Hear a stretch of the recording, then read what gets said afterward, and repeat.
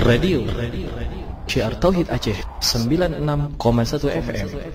Sahabat berbagi ilmu Islam.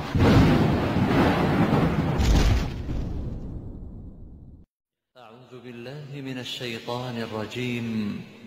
Bismillahirrahmanirrahim.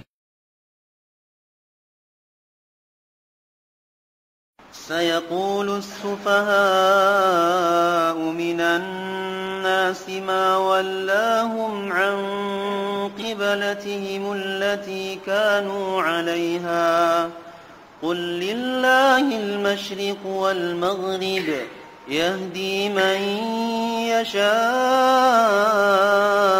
إلى صراط مستقيم وكذلك جعلناكم أمة وسطا لتكونوا شهداء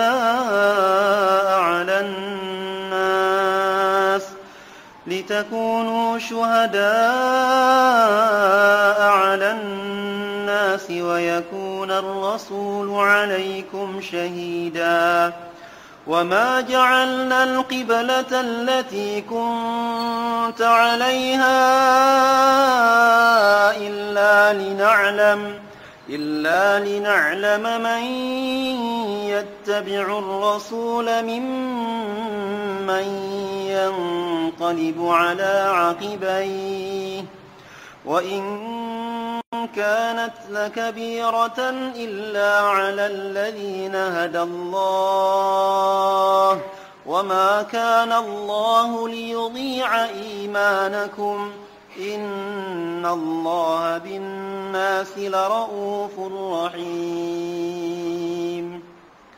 قد نرى تقلب وجهك في السماء فلنولينك قبلة ترضاها فول وجهك شطر المسجد الحرام وحيث ما كنتم فولوا وجوهكم شطره وإن الذين أوتوا الكتاب ليعلمون أنه الحق من ربهم وما الله بغافل عما يعملون